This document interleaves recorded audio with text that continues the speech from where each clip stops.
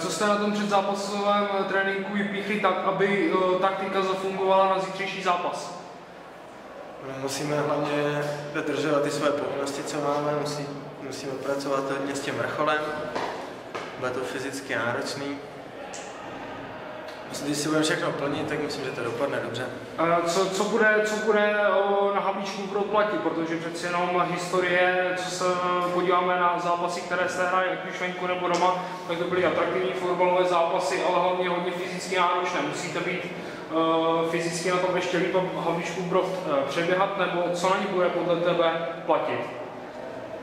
Já si myslím, že na ně bude platit 1-2 nahrávky, křáp ho do brány. Ty jsi minulý domácí zápas neskóroval, budeš mít nějaký rituál před důležitým zápasem s Havlíčkovým Brodem, nebo střeloučí? Jste budu mít nějaký rituál? No. Nevím, no. Ještě možná něco vymyslel, žádný rituály nemám. Já mám jeden takový, ale ten nemůžu říct. Jasně. Sestava rotuje, už ti trenér Třešňák řekl nějakým způsobem to, jak budeš zítra hrát? Jestli řekl, jak budu hrát? No, že formací a těch věcí. To nevím, to mě ještě neřekl, minule hrozil, že už nebudu hrát s Jankýsem, tak doufám, že s ním hrát ještě budu. Tak jo, ať se daří. Díky. Ondro, zítra další důležitý zápas, co od něho sám od sebe čekáš?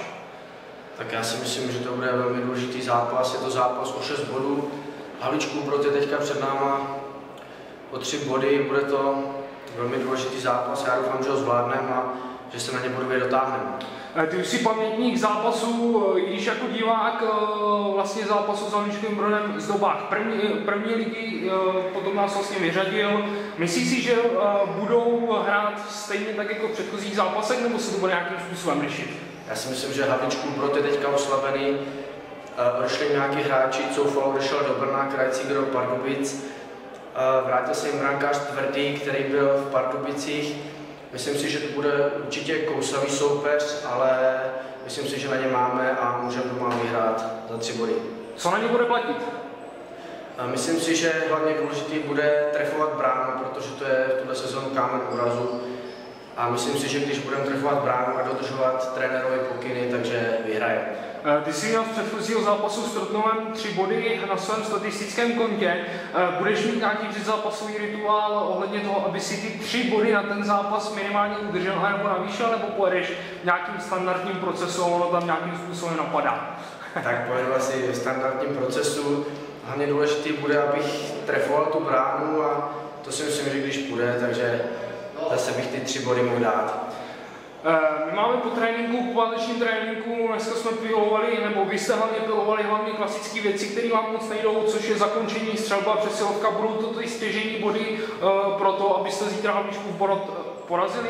Přesně tak, důležitý bude využívat přesilovky a když budeme hrát oslabení, což si myslím, že budeme hrát co nejméně v oslabení, tak to ubránit a to bude klíč k úspěchu.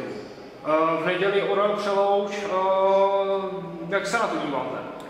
Tak v Přelouči jsme prohráli na nájezdy.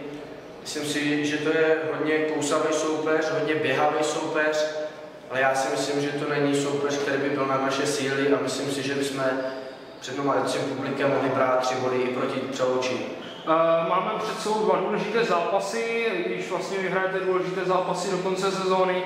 Do zápasu s Havlíčkovým Brodem, eventuálně s Přeloučí, je pár hodin.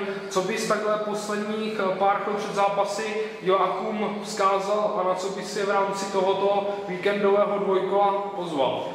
Tak určitě bych chtěl všechny diváky pozvat do naší Plech arény. Doufám, že nás podpoří a že jim slibíme hodně branek a hlavně velmi důležitých 6 bodů. Tak ať se daří hodně štěstí. Díky. Petře, vy jste teďka se soustředili na střelbu, kombinaci, zakončení.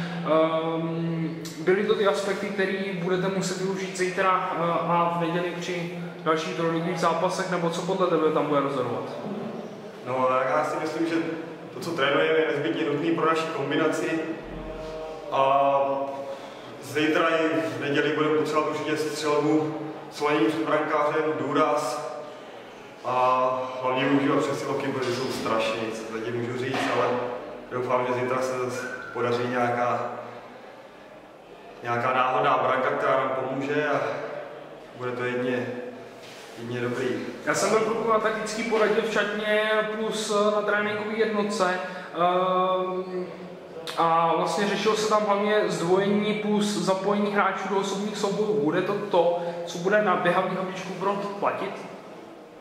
No, já si myslím, že jo, je to tým, který hodně kombinuje, hraje důrazně, přeloučí jsou takový běžci, to zdvojení je důležitý hlavně do toho systému, který nás Tomáš učí teďka od nové sezóny, ale myslím si, že je to důležité, aby se nám ty hráči nevytáčeli do středu, protože z toho pak jsou 100% šance a góly, který Havlíčkům Brod umí potrestat.